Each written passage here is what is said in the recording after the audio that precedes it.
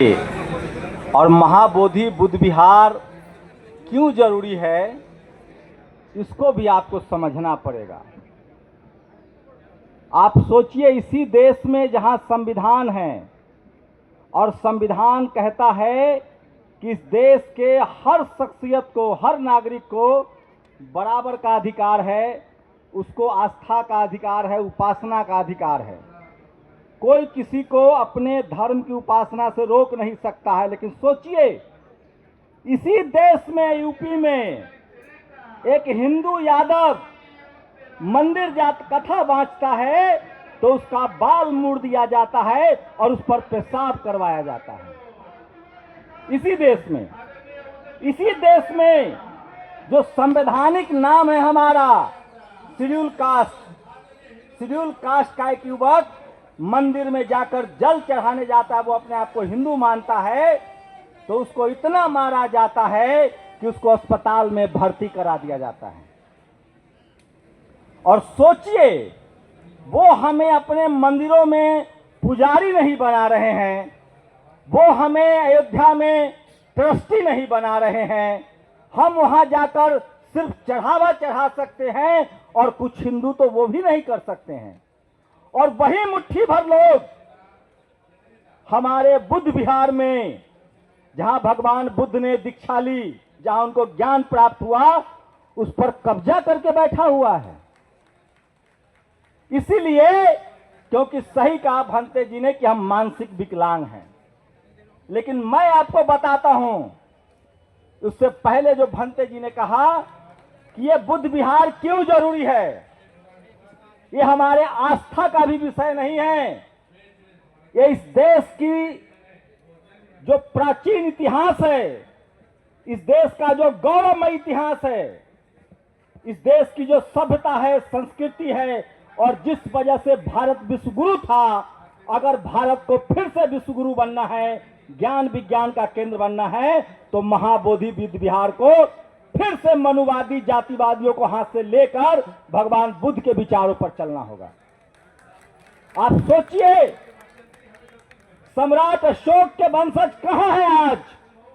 मुझे अशोक लामा जी बता रहे थे कि सम्राट अशोक के, आकाश लामा जी के ने बताया कि सम्राट अशोक के वंशजों ने 10,000 लोगों ने दिल्ली में एक बड़ी मीटिंग की है। आप समझिए, इस देश का वो हर नागरिक जिसका डीएनए भारतीय है, वो बुद्ध का अनुयायी है। और ये बुद्धमय भारत था, ये बुद्धमय भारत रहेगा, क्योंकि बाबा साहब ने संविधान में भी बुद्धमय भारत का इंतजाम किया है। और हमारा जो संविधान है वो सम्राट अशोक के विचारों से ओतप्रोत है, वो महात्मा बुद्ध के विचारों से ओतप्रोत है। और जो बाबा साहब ने फिर से दोबारा 1956 में सपना देखा है, वो बुद्धमय भारत बनेगा और ये बुद्ध विहार मनुवादियों के कब्जे से जाएगा। बस हमें थोड़ी सी कवायद करनी पड़ेगी। आपको जानकर हैरानी होगी कि 4 ही कुल होते थे। खत्तिय होते थे, शाक्त कुल होता था, कोरी कुल होता था। महात्मा बुद्ध की माता कोली वंश की थी, पिता उनके शाक्त वंश के थे। कोई भेदभाव नहीं था, कोई जात पात नहीं था, कोई ऊंच नीच नहीं था। और तब भारत अखंड भारत था और सही में दूध की नदियां बहती थी। भारत सोने की चिड़िया थी। तक्षशिला, नालंदा, विक्रमशिला जैसी यूनिवर्सिटियां थी और दुनिया भर से लोग पढ़ने आते थे। आज भारत में जो गरीबी है, अशिक्षा है, लाचारी है, बेबसी है, और हम जो आज पीछे जा रहे हैं, क्योंकि बुद्ध का जो भारत था उसको इस जातिवादियों ने, मनुवादियों ने अपने गंदे विचार से, ऊंच नीच के विचार से, छोटे बड़े के विचार से भर दिया।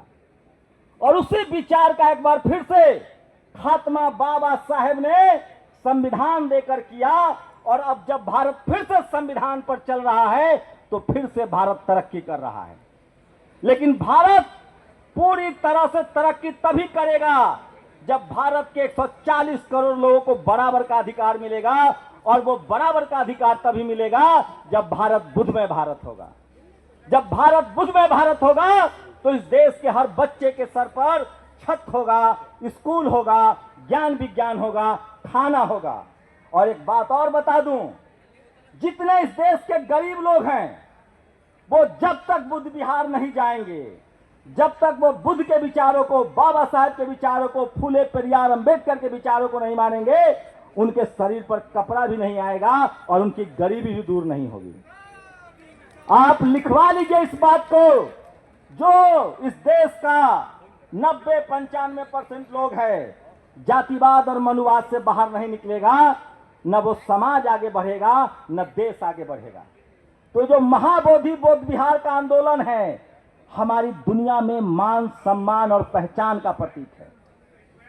और मैं उसी बिहार से हूं, उसी मगध की धरती से हूं, उसी सम्राट अशोक और शिवाजी के वंशज हूं। मैं दावे के साथ कहता हूं कि बाबा साहब ने जो 1956 में सपना देखा है बुद्धमय भारत का, ज्यादा दिन चिंता मत कीजिए। एक एक बच्चा जब स्कूल कॉलेज पहुंच जाएगा तो फिर से भारत बुद्धमय भारत हो जाएगा। इसीलिए जातिवादी मनुवादी सोच के लोग दोबारा बाबा साहब के संविधान से चलने वाले स्कूलों को बंद कर रहे हैं। न हम पढ़ेंगे, न हम भगवान बुद्ध को जानेंगे, न हम अपने विरासत को जानेंगे, और न हम जीवन में तरक्की कर पाएंगे। और मैं फिर कह रहा हूं, जो संविधान का विरोधी है, जो बुद्धमय भारत